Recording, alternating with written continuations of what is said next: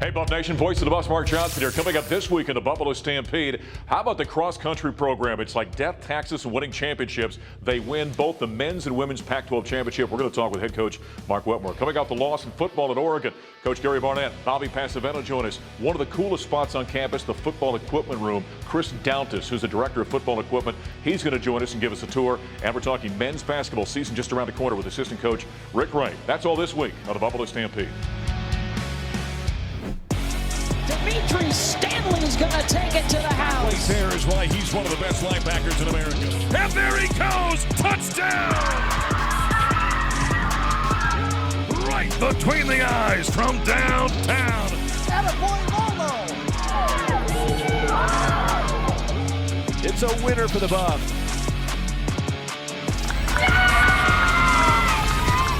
Ball is right in front. A couple of shot fakes to Chief Perry.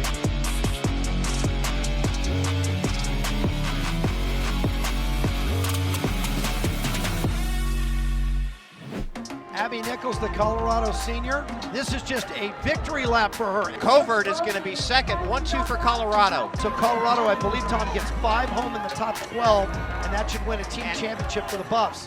Yeah, I just kind of felt right, and once I made the move, I couldn't really go back, so had to keep trudging forward, and I knew that my team was behind me working their hardest. So. Just to be on the greatest team with the greatest coaches and the greatest city, so. I've seen a lot of teams, a lot of great teams come through this program, and I've been telling them that we have so much talent, and we came from a lot of turmoil last year, and yes, this is the most special team I've been a part of and that I've seen. Trophy's going back to Boulder, Tom. It's not a huge surprise. So that's their 5th Pac-12 title and their 20th conference title, including Big 8, Big 12, and Pac-12. And the beat goes on. Well, there's the brand new hardware. It's a sweep for cross-country, the Pac-12 championships. Hi, everybody. Welcome to the Buffalo Stampede. Voice of the Buffs, Mark Johnson, Mark Wetmore. We heard from Abby Nichols. She was the individual champion. The women take 4 of the top 5 spots. All right, I know you're awful tough. You're kind of a tough critic. You got to feel good about the weekend, all right? Yes, it was a good weekend. It was everything we hoped for. Both teams won. Abby won. Lalo ran a real good race. Only lost to a couple of good guys. It was definitely a C+. Yeah. She's the toughest critic of all time. Very tough grader. 4 of the top 5, though. I mean, that's pretty heady stuff. Yeah, that wasn't expected. Yeah. They ran smart. Some opponents helped us a little bit, and those 4 ended up real high. Talk about Abby's race, though, the race she ran and how she conducted herself and coming out on top. Abby's getting better week by week. She is emerging as one of the better women in the country. I would have bet on her, I guess, for the conference championship. But there's some good women in our conference. The defending champion was back. Yeah. You know, when we think about athletes progressing and maturing as they go along, from a runner's standpoint, is it the physical? Is it the mental? What takes them to the next level? All of the above. Yeah, every year it gets harder. Every year it gets more demanding.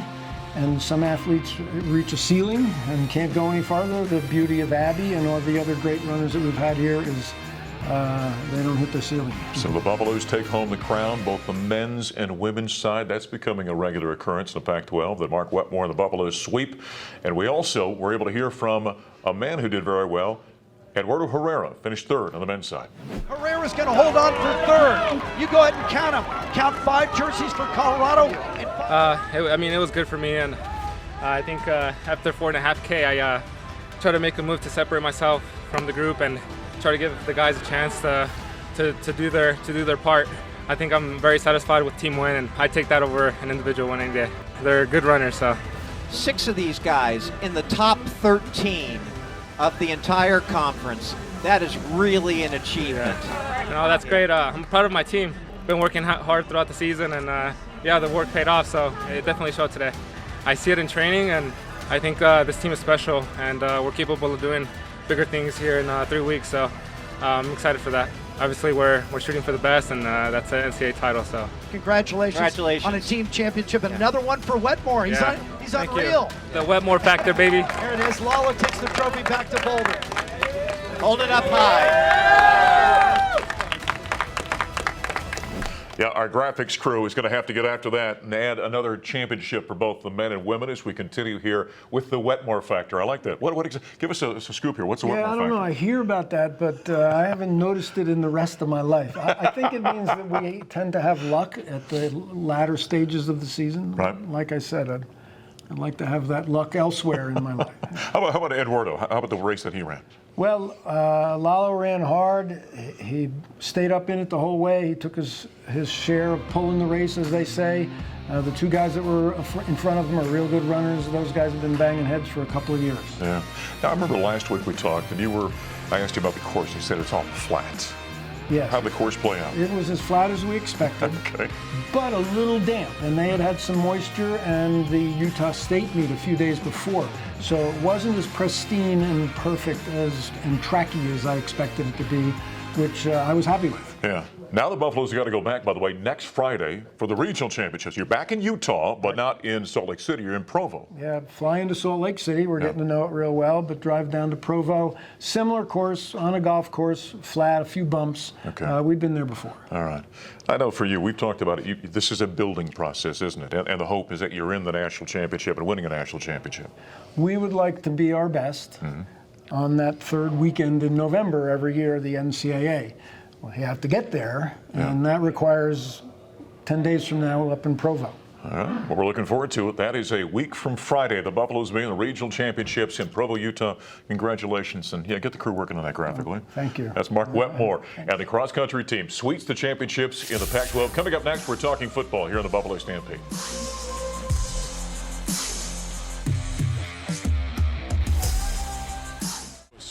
Sets the throw, looks, rifles it downfield, and the leaping grab is made. Stepping into the end zone was Brendan Rice.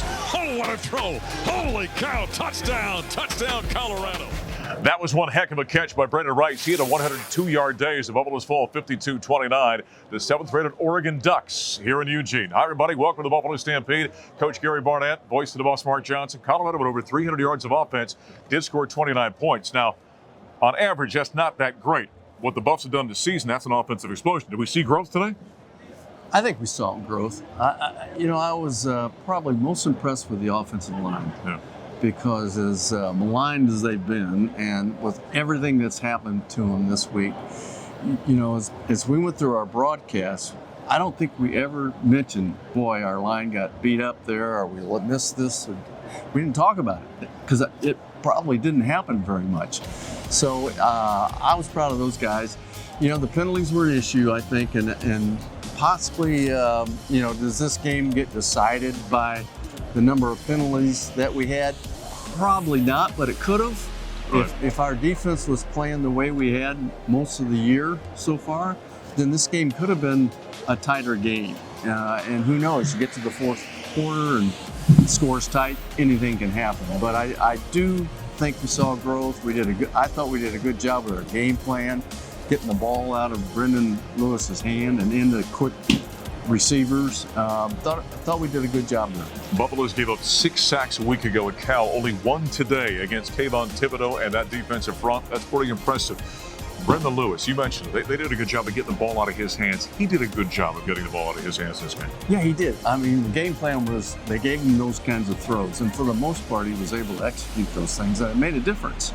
I mean, 29 points, you realize we've only scored over 29 points twice this year. And so we were able to do that today against the number 7 team in the country. Yeah, the one time was 35 against Northern Colorado. The other was against Arizona. But keep in mind, there was a special teams and a defensive touchdown in that ball game. So pretty good job offensively by the Colorado Buffaloes. Brendan Rice, he's a special player, isn't he? I mean, he had 6 returns for 27-yard average today, plus over 100 yards receiving. He's spectacular, Mark, and he's a playmaker that we can't get him the ball enough, in my opinion. But the catch he made in the end zone with the distractions that he had on that catch and the strength of his hands, that was really an impressive play, I thought. Yep, a very good player. In fact, he talked after the Buffaloes' loss here in Oregon.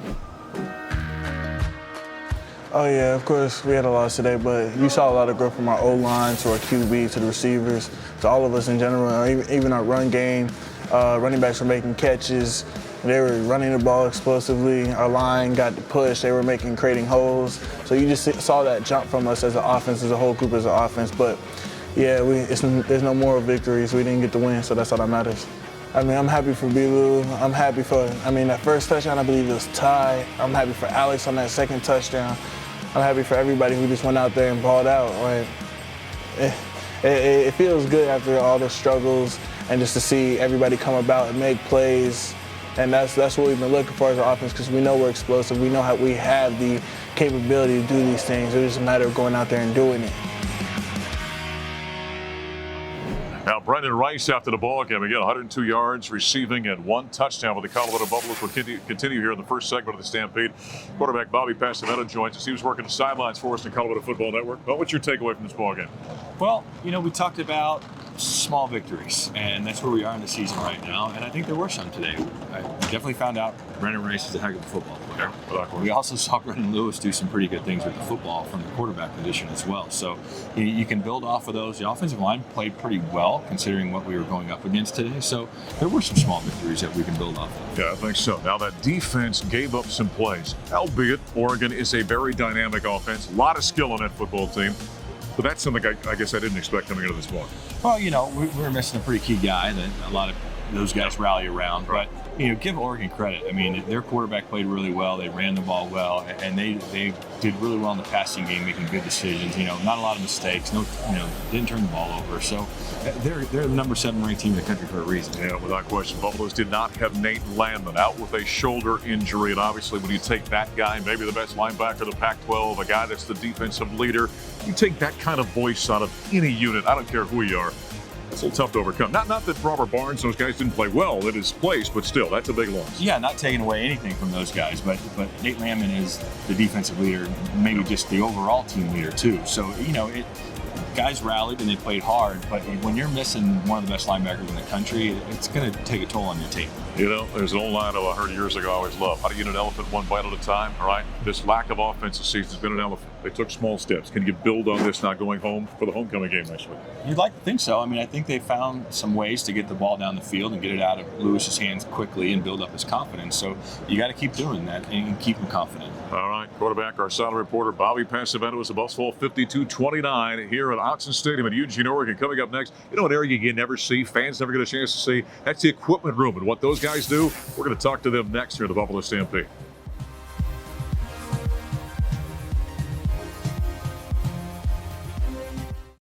The snap, sets, throws back at the end zone, leaping grab is up, end zone, touchdown, Colorado. Ty Robinson, the freshman out of Eagle Crest High School, on a laser beam pass that time by Brendan Lewis. There was a touchdown by the freshman Ty Robinson as the Buffs fall on the road to Oregon. Now they're getting ready for homecoming this week here at Folsom Field. Hi, everybody. Voice of the Buffs, Mark Johnson.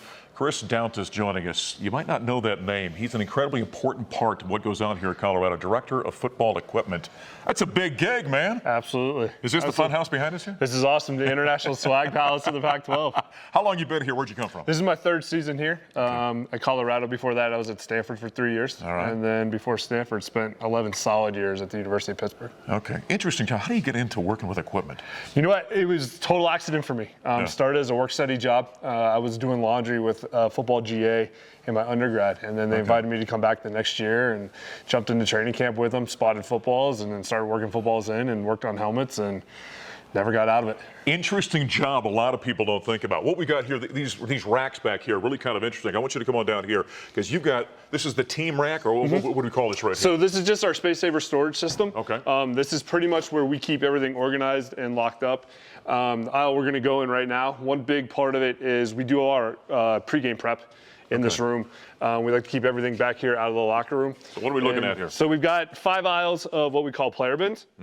Pretty much from here down is one player. So we keep everything back here that they wear on game day. We have all their game helmets, game pants, jerseys we keep on a separate rack, and then we have accessory bags, things like that. So we keep their game gloves, armbands. We'll redo the decals.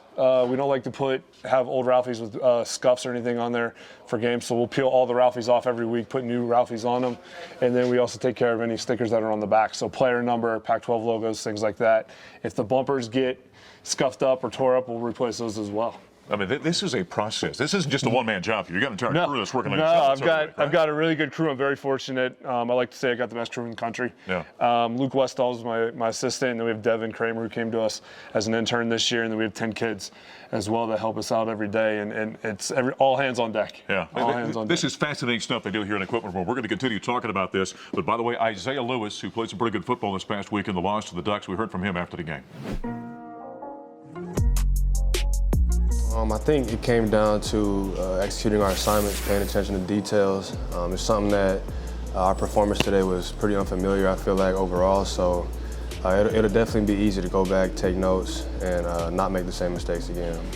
I would actually give props to Nate. I mean, he was out there on the sideline as if he was in the game. You know, he's keeping guys' heads up. He's, you know, making sure guys are doing their assignments. It came down more to, like I said, we just got to take on our roles and execute them the way we're supposed to, no matter who's out there. No, we just knew that the quarterback, he's versatile. The receivers, they're really good athletes, so all the receivers were there, and we made sure to have them schemed up and ready to play against them. Kind of right now, we need to play full team football. So all three aspects of the game of our team need to be at full go, and then I know we will execute the way we're supposed to. There's safety Isaiah Lewis after the Buffs lost to the Ducks last week, as we continue with Chris Dountas, the Director of Football Equipment here at the University of Colorado. Okay, before we get to the shoes, which is big for everybody, obviously, the shoes, right? The uniform combinations, where's that come from? Where's that decision being made? When's that decision We made? like to keep it a mystery, a secret, right. but we start in the summertime. Usually about the end of July, I'll meet with Coach, and we sit down and we will plan out the whole season in about an hour. Is that right? Yeah, we plan it all out. We'll tweak things throughout the season if we need to, but you know, for somebody like me, I kind of like to look where we're going. Yeah. If we're on the road, Coliseum, UCLA, the grass is pretty tough on our uniform. So I'll look at that and kind of do the combos for those games. But just make a suggestion. We have a little spreadsheet, and I give it to Coach, and he signs off on it, makes changes if he wants changes. But do the players campaign sometimes? They do. They do. We listen to them. I like to call a few in here, and even if they don't try to campaign, they'll give us their opinion. That's for sure. One thing about student athletes right now, they love the shoes, right? And Absolutely. This is amazing back here, what you got right here. Tell us what this is all about. Absolutely. So starting from here down in our storage system, this is our footwear sections. Out of the entire room, this is my favorite section. So the one we're looking at right now, this is all of our coaching, running, working out, and lifting shoes. This is not cleated footwear. This is all just normal running shoes, like I said, for lifting, running, and workouts. We also have shower slides. We give them flip-flops to wear around the facility and things like that. But starting from here down, we got about 4 aisles full of cleated footwear. So speaking of the cleats, I mean, you know, different field conditions allow for, or I guess demand different cleats. Absolutely. How are those decisions made? Absolutely. So really, we base it off the position of the player. It goes off height and weight of those guys, and we kind of go from there. That's kind of the starting point, and then really we get into the comfort for a lot of guys. You have guys with wide feet. You have guys who kind of have smaller arches, flat feet, things like that. So it's a little bit more intense than just going into a Foot Locker, measuring your foot out, and taking a pair home with you. All right. Well, what's the biggest size shoe you got in here right now? Biggest one we have is a size 18. 18. Holy cow! Let me take a look at that thing. Look at the size of that thing right there. This isn't somebody currently on the team. Yes. Oh, it is. Yep. It is. Can we say who it is? No, we're not. He gets pretty embarrassed about it. So. we're not going to. You know what? A small family of 4 could live in that right there. Chris, great stuff. Thanks for joining us. Appreciate it. All right, Chris Dountas. He's the Director of Football Equipment here at the University of Colorado. Fascinating in this room, by the way. Stay with us. We're going to talk basketball with assistant coach Rick Ray from the men's team coming up next.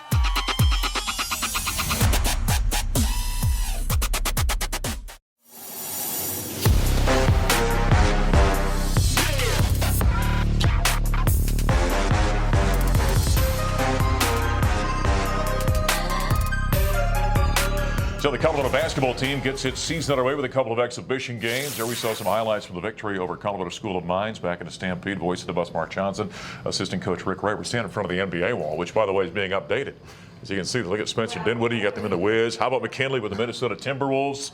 This is a phenomenal recruiting tool right here, isn't it? Yeah, anytime somebody comes in here, everybody has aspirations and want to play professional basketball at some level. And so for them to come in and actually see evidence of that and what we've done here really helps us in our recruiting pitch. You know, I've been around for a good number of these guys here, but you got to feel great for McKinley. I mean, we all knew he was a great player, but now he's proving it at that level, isn't he? Yeah, and I think when he came in here, the work ethic he put in, he's always in the gym working on his game. This was his goal, and I actually got a chance to take my family family when they played an exhibition game with the Denver Nuggets and get a chance to see him come in and play and contribute, see a young man living out his dreams. It really was a special moment. Yeah, doing it back in his hometown there in the Twin Cities as well. And let's get a comment or two. First about the Mines game. 30-point win, pretty competitive early. What was the takeaway from that contest? Well, the one thing that we wanted to impress upon our guys is that, hey, Mines is a really good basketball team. They're Division II preseason ranked number 5 in the country. They were an Elite 8 team last year, spent some time as number 1 team in the country. And so, hey, even though they're Division II, they're a really good basketball team that have good players. And I thought it was really good for our team to have to go out and guard that type of emotion, because now they're cutting, they're moving, they really know how to play basketball. So I thought it was a really good test for us. You know, the Buffs got everybody into the game. That's a good thing. And I like the way these schedules been stacked here. We'll talk about Nebraska in a moment. But to come out and have a game like that against a quality opponent, you can be successful. That's good teaching material right there, right? Yeah, and for our guys to come in and get a taste of that. And the big thing is, some of these guys have never played in front of fans, you know, at CU. And so for some of our sophomores to get a chance to do that, it really now you get that pass. Colorado Buffaloes in will take on the Nebraska Cornhuskers. We'll talk about that in a moment. You ever wonder what Tad Bull's like in practice? We had him mic'd up. We're going to show you right now. Here we go, guys. Let's go. Day off, okay? Challenge is we have great energy. We should. No reason not to right now. We got a great weekend ahead of us, a chance to get better. All right, offensive emphasis today. I want paint touches, whether it's posting the ball, driving and kicking. When you settle for jump shots early, okay, you're settling. Guys, we got some length. You're in the gap, we should be long. You're guarding the ball, be long. We're gonna work on stunting today, okay, and helping recover.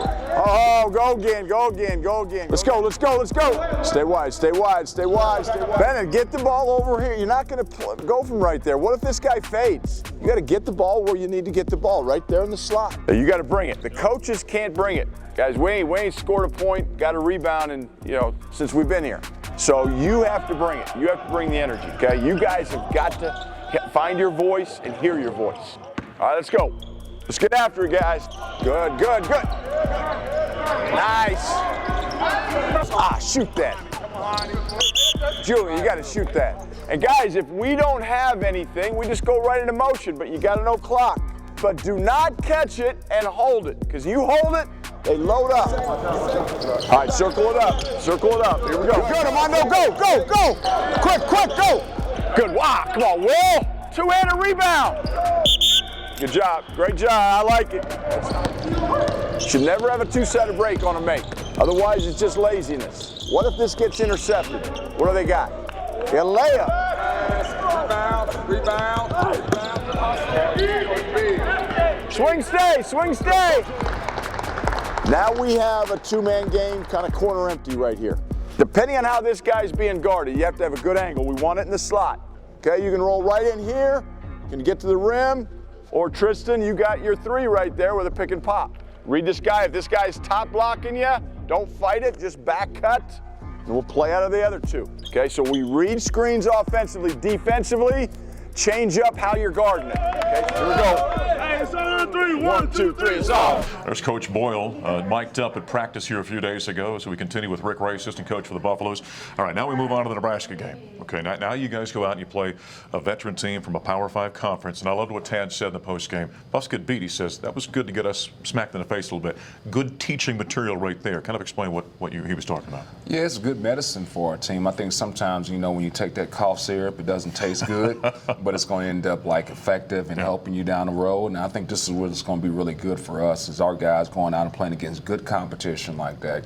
They do a great job in their motion and cutting, and then also playing in front of a fan base like that too. So I thought our guys really need to understand what they need to do to work on their individual game and what we need to do as a team in order to get better. Well, as young as you guys are, you've got Evan Batty and Elijah Parquet. So those guys have been through the battles. They know what this is all about. But for, the KJ and guys like that have never been out there before, for Lawson Lovering, that's an understanding for them of, okay, this is the intensity we need to be at.